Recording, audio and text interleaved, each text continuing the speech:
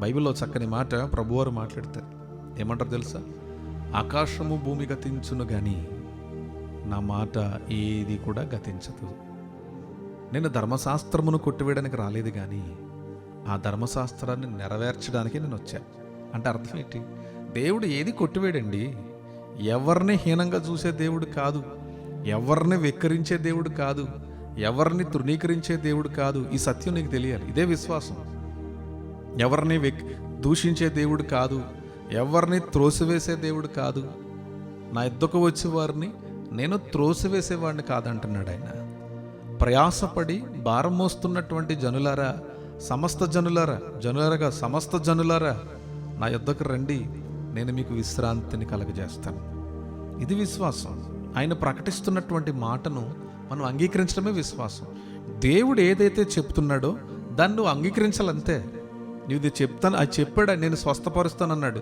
You just accept that. దాన్ని నువ్వు accept చేయాలి. దేవుడు నీకు విడుదల ఇస్తానన్నాడు, యాక్సెప్ట్ చేయి. దేవుడు నాకు విడుదల ఇస్తున్నాడని, అదే విశ్వాసం. దేవుడు నాకు అనారోగ్యం ఉంది, దేవుడు నన్ను స్వస్థపరుస్తానన్నాడు, అది యాక్సెప్ట్ చేయి. దేవుడు నా జీవితంలో నన్ను స్థిరపరుస్తానన్నాడు, ఇదే ప్రవచనం అండి. చాలామంది ప్రవచనం అంటే ఎక్కడెక్కడికో వెళ్ళిపోతున్నారు. అసలు ప్రవచనం ఏంటో తెలుసా? దేవుని వాక్యాన్ని యాక్సెప్ట్ చేయటమే ప్రవచనం. అంటే యేసు గూర్చినటువంటి మాటను అద్భుతమైనటువంటి రీతిలో ప్రకటించటం. ఆమేన్ చెప్పాలి. హల్లెలూయా, హల్లెలూయా.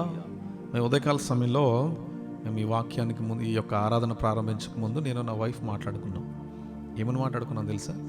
దేవుడు ఏది చేసినా మనం యాక్సెప్ట్ చేయటమే. మనం ఈ లోకంలో కేవలం బ్రతకడానికే దేవుడు మనల్ని పిలవలే. ఈ లోకంలో కేవలం మన అన్ని ఆశీర్వాదాలు అనుభవించాలి, అన్ని భోగాలు అనుభవించాలి, అందరికంటే ఐశ్వర్యవంతులుగా ఉండాలి, ప్రజలు నన్ను గుర్తించాలి. మీకు ఒక విషయం చెప్పాలి. నేను పరిచర్య గురించి వాట్సాప్ స్టేటస్లో పెట్టాలంటే బోల్డ్ అని పెట్టచ్చు. ఎప్పుడు మీరు మా స్టేటస్లు గమనించండి, వాక్యానికి సంబంధించినటువంటి విషయాలే ఉంటాయి. అలాగని పెడుతున్న వాళ్ళు విమర్శించను, అది వాళ్ళ వ్యక్తిగతం, అది నాకు సంబంధించింది కాదు. దేవుడు మనుషులను సంతోషపరచడానికి దేవుడు మనల్ని పిలవలే. మనుషులు గుర్తించడానికి దేవుడు మనకు పరిచర్యలు ఇవ్వటలే. దేవుడు మనకు పరిచర్య ఎందుకు ఇచ్చాడు? మనుషుల కోసం కాదు, ఆయన నామ మహిమార్థం కొరకు దేవుని పరిచర్య మనం చేస్తున్నాం. అలాగని మనుషులు తృణీకరించమని కాదు, అలాగని మనుషులను దుఃఖపరచడానికి కాదు. నువ్వు ఉంది సత్యాన్ని ప్రకటించడానికి, సత్యం కొరకు నిలబడడానికి. ఇది విశ్వాసం. ఉదయకాల సమయంలో నేను నా భార్య మాట్లాడుకున్నటువంటి మాటలు అవే. కేవలం ఈ లోకంలో బ్రతకడానికే దేవుడు మనల్ని పిలవలేదు. కేవలం ఈ లోకంలో సంతోషంగా అన్ని విషయాలు అనుభవించడానికి దేవుడు మనల్ని పిలవలేదు. ఎన్ని పోరాటాలు అనుభవిస్తామంటే మా జీవితంలో చెప్పుకుంటూ పోతే చాలా ఉంటాయి. ఎన్ని ఇబ్బందులు, ఎన్ని రకరకాల ఇబ్బందులు, అన్ని రకాలు. అవన్నీ చెప్పడానికి ఇది సమయం కాదు. అవి చూస్తున్నప్పుడు ఒక్కొక్కసారి తన దిగులు పడతా ఉంటుంది, ఏంటి పరిస్థితి అని. నేను వాక్యంగా చెప్పా, ఇవన్నీ ఉంటాయని బైబిల్లో చెప్తుంది.